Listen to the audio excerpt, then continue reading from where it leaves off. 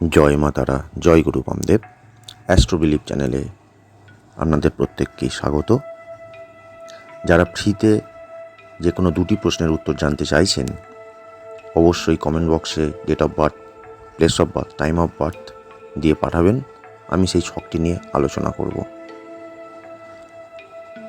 আর যারা paid service নিতে চাইছেন, ডেসক্রিপশন বক্সে ইমেল দেওয়া রয়েছে। ইমেল আইডিতে আপনারা আপনাদের হোয়াটসঅ্যাপ নাম্বার এবং date of birth, time of birth, place of birth দিয়ে সেন্ড করবেন।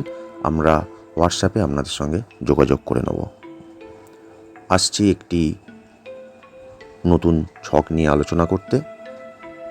জাতিকার বর্তমান বয়স 31 বছর।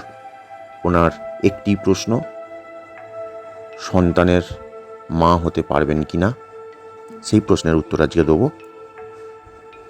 জাতিকার লগ্ন প্রথমেই আমরা দেখে নিচ্ছি, মেষ লগ্ন এবং বৃষ রাশি। আমরা সন্তান বিচার করতে গেলে পঞ্চম হাউসকে আমরা লক্ষ্য করি, অর্থাৎ সিংহ রাশি। এক্ষেত্রে আমাদের বিচার করতে হবে। সেই সঙ্গে আমাদের কিছু ভাবের সঙ্গে কানেকশান দেখতে হয়। কি দেখতে হবে? 2 নম্বর হাউস, 5 নম্বর হাউস, একাদশ হাউস। অর্থাৎ এই 5 নম্বর হাউসটি দ্বিতীয় এবং একাদশ হাউসের সঙ্গে কানেকশান করছে নাকি, এটা আমাদের দেখতে হবে। এরপর আমরা আসব তাহলে পঞ্চম হাউসকে নিয়ে আলোচনায়। পঞ্চম হাউসের অধিপতি রবি, সে স্বক্ষেত্রে বিরাজ করছে। এই রবি বসে রয়েছে পূর্ব ফাল্গুনী নক্ষত্রে। এই পূর্ব ফাল্গুনী নক্ষত্রের অধিপতি শুক্র, যা লগ্ন থেকে বিচার করলে 4 নম্বর হাউসে বসে রয়েছে। তাহলে পঞ্চম হাউসের সঙ্গে আমরা চতুর্থ ভাবের একটি কানেকশন পেলাম। আর কি দেখতে হবে? এই যে শুক্র দ্বিতীয় এবং সপ্তম হাউসের অধিপতি, তাহলে আমরা কি কি পাচ্ছি? পঞ্চম হাউসের সঙ্গে 2 পাচ্ছি, 4 পাচ্ছি এবং সপ্তম। আমাদের আর একটি হাউসের কানেকশন দরকার, সেটি হচ্ছে একাদশ হাউস। এখন এই পঞ্চম হাউসের অধিপতি রবিকে যদি দেখি, সরাসরি একাদশ হাউসে দৃষ্টি প্রদান করছে। এই দৃষ্টি একাদশ হাউসকে নির্দেশ করছে।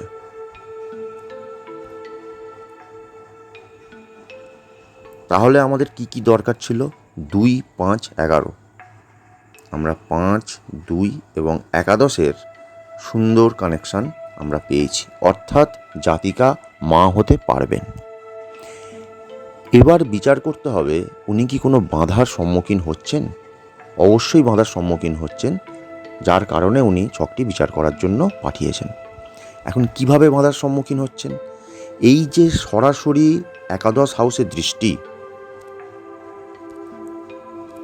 রবির সরাসরি একাদশ হাউসের দৃষ্টি, রবি শনির একটি বীজদোষ তৈরি হয়েছে।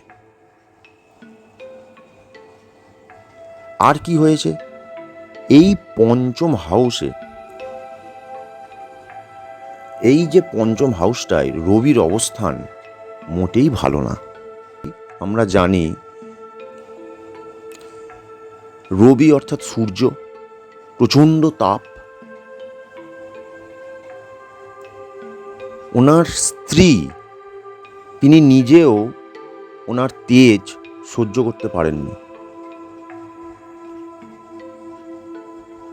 তাই এই হাউসটা সন্তানের জন্য রবির অবস্থান মোটেই ভালো না, এবং এটা থেকে বোঝা যায় ওনার মিসক্যারেজের একটি সম্ভাবনা রয়েছে। সেই সঙ্গে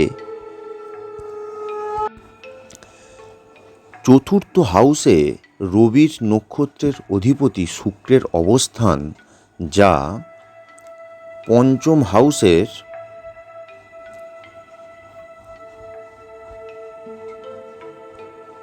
দ্বাদশ হাউসকে ইন্ডিকেট করছে,